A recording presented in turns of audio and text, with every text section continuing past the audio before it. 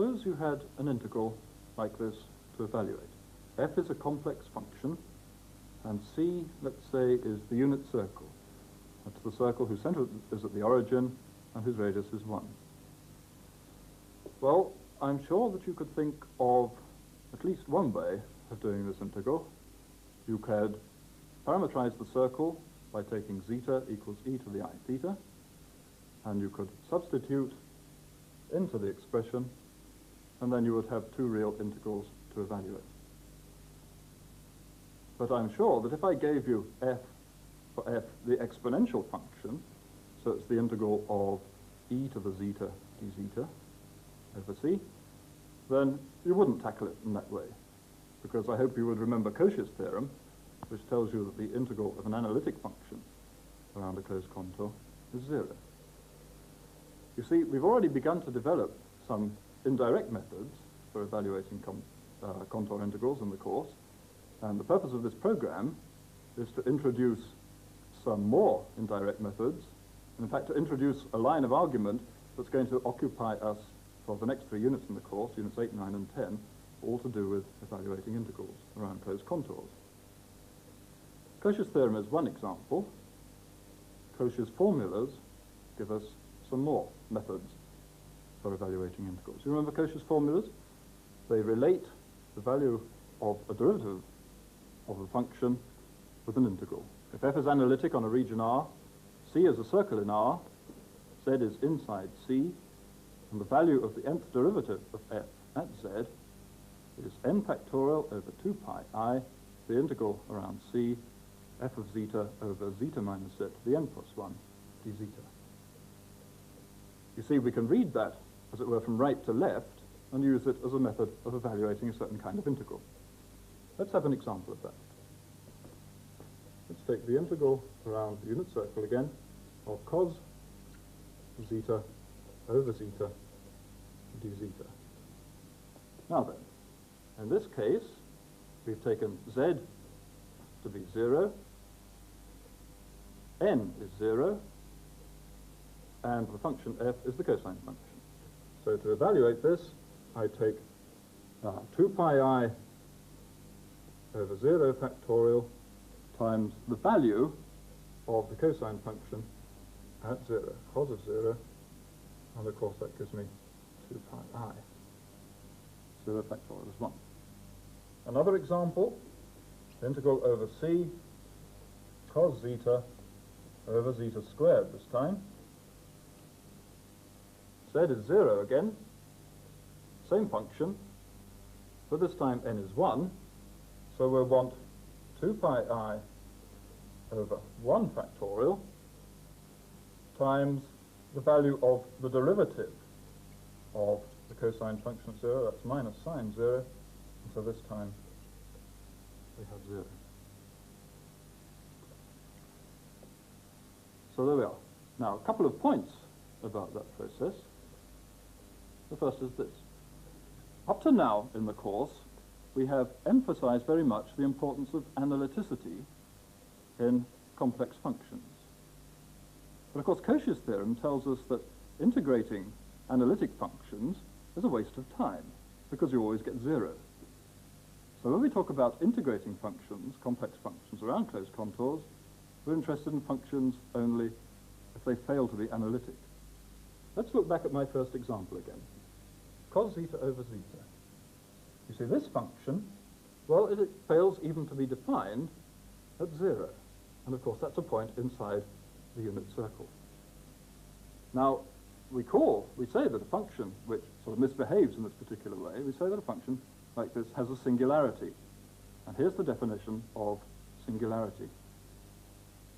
The function f is analytic on the punctured disk, naught less than mod z minus alpha less than r, but fails to be analytic on the whole disk, mod z minus alpha less than r, then we say that f has a singularity at alpha. Let's just look back at this function cos zeta over zeta. See, it's analytic everywhere except at the origin, where it fails to be defined. So it's certainly analytic on, for example, this punctured disk. That's this disk with the origin removed. but of course it fails to be analytic on the whole disk. So that function certainly has a singularity at 0. So when it comes to evaluating complex integrals of complex functions around closed contours, we're only interested in functions which have singularities. My second point is this, that almost never in complex analysis do you evaluate integrals by doing any integration. So we've already had two examples of this. The use of Cauchy's formula enabled us to turn the evaluation of an integral into something much easier, namely evaluating a function or a derivative of a function as a point. Now the methods that we're just about to begin to develop in the course use the same sort of idea, but they use it in the context of series rather than just working with the derivatives themselves. Let's just see how that works. Up here I've got Cauchy's formula written down again. Z is 0 this time. And the thing that you must recognize is that this term on the right-hand side is, of course, the coefficient of z to the n in the Taylor expansion of the function f about the origin. So one thing we could do, instead of calculating derivatives, if we knew the Taylor expansion of the function f, then we could just scan along until we came to the coefficient of z to the n, and 2 pi I times that would give us the value of the integral. So if you're better at evaluating Taylor series than you are at doing differentiation, that gives you another way of evaluating integrals. Here's another example. Integral over unit circle again, e to the zeta sine zeta over zeta cubed d zeta. Now if I'm going to evaluate that integral by using Taylor series, I must find the Taylor series of this function. I must look at the coefficient of z squared, because n is 2, multiply that by 2 pi I, and that will give me the value of the integral. Well, how do I calculate the Taylor series? E to the z, 1 plus z plus z squared over 2 factorial, and so on. Sine z, z minus z cubed over 3 factorial. Sorry, well, I've got 3 there. To find the Taylor expansion for e to the z sine z, multiply the two power series together. Well, I only need to multiply out a few terms. First term, there's no constant. First term I get by multiplying those two together. That gives me a z. The next term, there's a z squared coming from there, and those are the only z squared terms, because this one is going to give me a z cubed. And then the next term is something times z cubed, something times z to the 4. The coefficient of z squared is 1. 2 pi I times 1 is just 2 pi I. The value of that integral is 2 pi I. So there we are. That's a method, another method for evaluating integrals. There's just one slight possibility of confusion in that particular process, and that's this. The thing that we calculated the Taylor series for was the thing on the top. The thing that we're trying to integrate is this whole thing. And really, in a way, it'd be much better if we could deal with the whole function, the whole integrand, rather than just with the thing on the top. How can we do that? Well, let's try and find some sort of series for e to the z sine z over z cubed.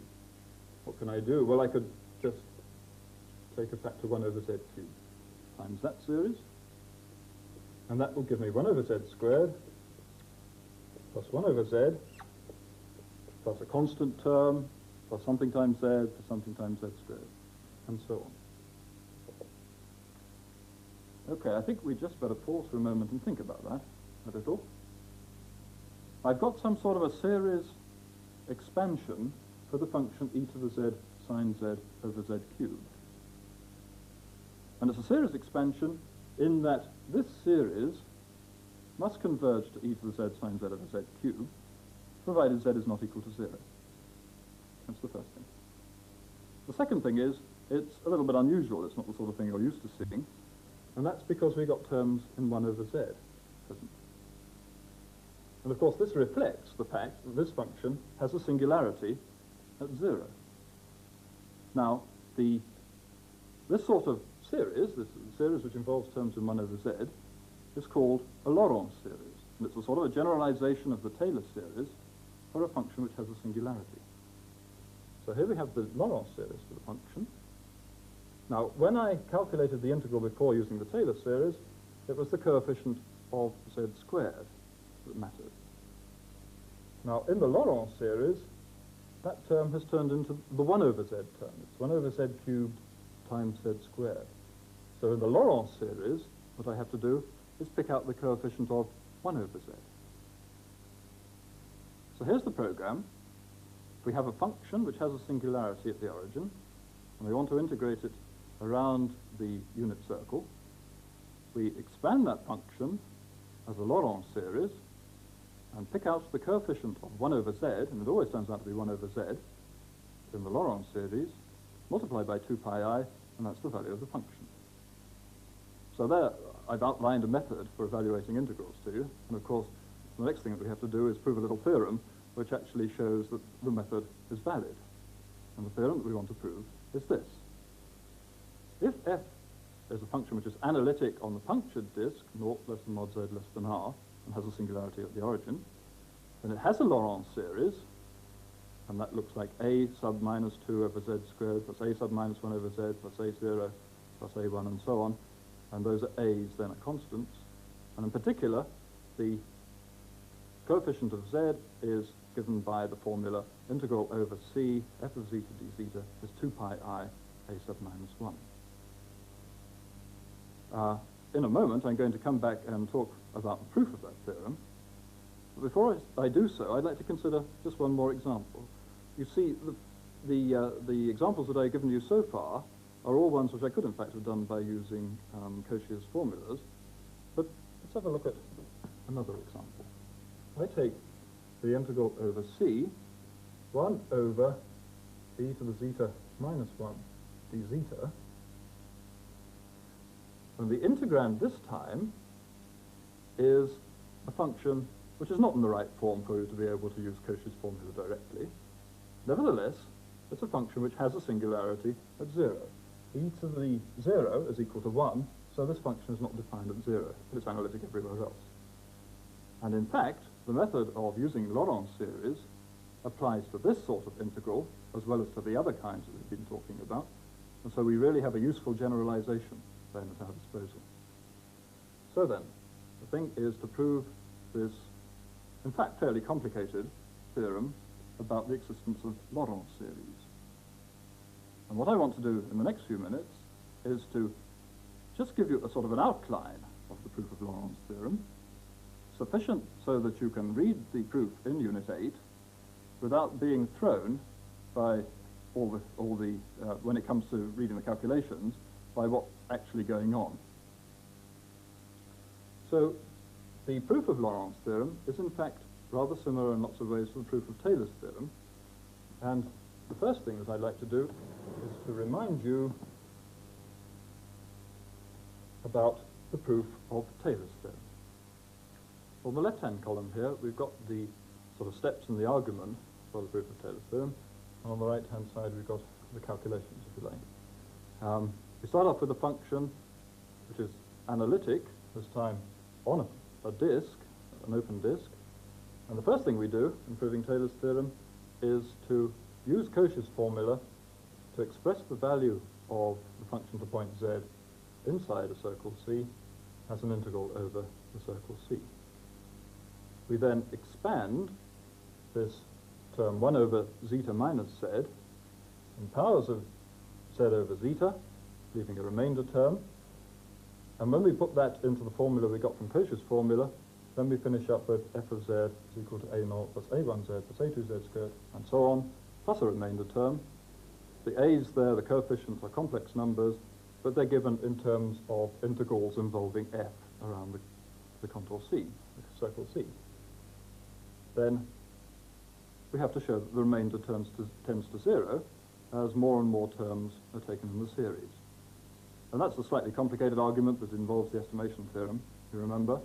But the important thing for our purposes is to remember that it works because Z lies inside C, and so when zeta is on C, mod Z over zeta is less than 1. And finally, we tidy up, and by that I simply mean that we recognize that the coefficients A sub n are given by the usual things for Taylor's series. Now, how much of that can we adapt to the case of this theorem about Laurent series? Well, the first thing, of course, is that F is analytic not on the disk, but on the punctured disk.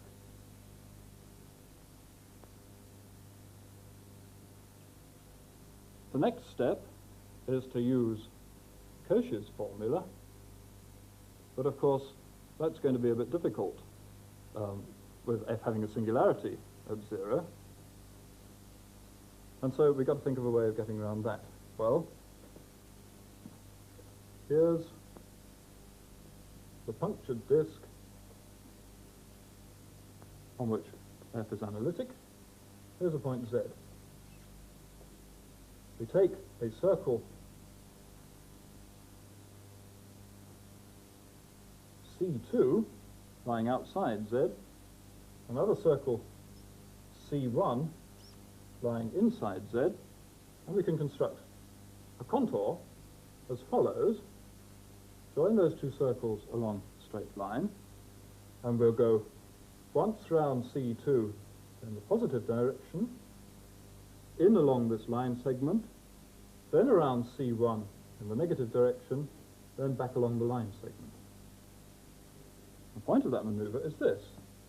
So I constructed a contour like this, which encloses Z, and on which the function is analytic. It lies in a region in which the function is analytic.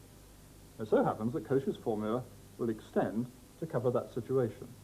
In other words, we can express the value of the function at Z in terms of an integral around that contour. What does that give us? I'll write it on the board over here in the next space. F of Z is equal to 1 over 2 pi I. It's the integral of F of zeta over zeta minus Z, d zeta, but around this complicated contour. And what have we got on the complicated contour? Well, we've gone once round C2 in the positive direction. We're going to go once round C1 in the negative direction. I run a bit out of space over that. Let's make a bit more space. Once round C1 in the negative direction, so that's where the minus sign comes from. Once out along that line, once back again, and so those two things cancel out. And here's our generalization of Cauchy's formula. What was the next thing that we had to do? The next thing that we had to do was expand something or other in powers of Z over zeta. Well now, remember why we expanded in powers of Z over zeta? It was because we wanted Z over zeta modulus to be less than 1 to make the remainder work. This time, we've got two circles to think about. The point Z, remember, lies inside C2 and outside C1. So for the circle C2, I've got to get this right, it's a bit complicated. The circle C2, then Z over zeta, if zeta lies on C2 and Z is inside C2, mod Z over zeta will be less than 1, so we can expand in terms of Z over zeta for C2. For C1, Z lies outside C1, so Z over zeta will be greater than 1 in modulus, zeta over Z will be less than 1 in modulus, so we'll expand in terms of zeta over Z this time. Okay? And when we do that, we'll get, put it in the two integrals, we'll get a term which, a series which is very much like the thing that we had for Taylor's series from the first integral, plus a remainder term. Let's call that remainder 2, because it goes with C2. But when we put this in here, we're going to get things involving 1 over Z and 1 over Z squared and so on. And that's the sort of the complicated part of the Laurent series coming in. So let's write that as A sub minus 1 times 1 over Z plus a sub minus 2 times 1 over z squared, and so on, plus another remainder 1, because it's to do with C1. Okay? So there we are. The coefficients a in there are complex numbers, but they're given in terms of integrals involving f around these circles. Now then, the next step in the argument, if you remember, involved the remainders. We had to show that they tended to 0. The remainder in Taylor series tends to 0 because mod z over zeta is less than 1. The remainder here, this one, remainder 2, is going to tend to 0 because mod z over zeta is less than 1 when zeta lies on C2, so that will cope with remainder 2. The case of remainder 1 works because it's mod zeta over z that's less than 1. So there we are. The remainders tend to 0, and that establishes essentially the existence of the Laurent series. Final thing was to tidy up, and that meant to identify the coefficients. And really we're just interested in the one coefficient, the coefficient of 1 over z, and it's quite easy to calculate that. 2 pi I a sub minus 1 turns out to be the integral around c f of zeta d zeta.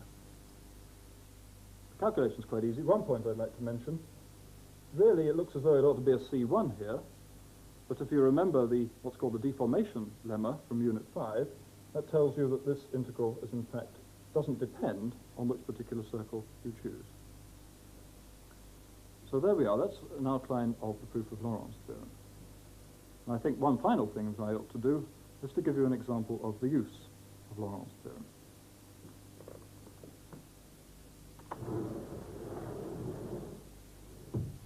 Let's go back to the example that I had before. This is a function, remember, that has a singularity at the origin, and if I'm to evaluate that integral by using Laurent's theorem, what have I got to do? I've got to find the Laurent series for this thing and pick out the coefficient of 1 over z. Well now, 1 over e to the z minus 1, well, that's, if I take the power series, the Taylor series for e to the z, the 1 takes off the first term, and that leaves me with z plus z squared over 2 factorial, and so on, all to the power minus 1. I can take out a factor z. Remember, it's raised to the power minus 1, so it's 1 over z times 1 plus z over 2 factorial, and so on, all to the power minus 1. I can expand this power series, raised to the power minus 1, would be 1 minus z over 2 factorial plus and so on, plus z over 2 factorial and so on squared, and so on and so on and so on. But it's only the term, it's only the coefficient of 1 over z that I'm interested in. I get a 1 over z from there, but all the other terms are going to, in here, are going to involve z or higher powers, so that's the only term involving 1 over z that I get. Coefficient is 1. The value of the integral is 2 pi I times 1. This is equal to 2 pi I. Well, there we are. That's an example of the way in which we can use this stuff about Laurent series to calculate integrals. And later on in the course, we're going to develop these ideas so that we can deal with functions which have several singularities, not just one, and so that we can deal with contours which are a bit more complicated than just a unit circle.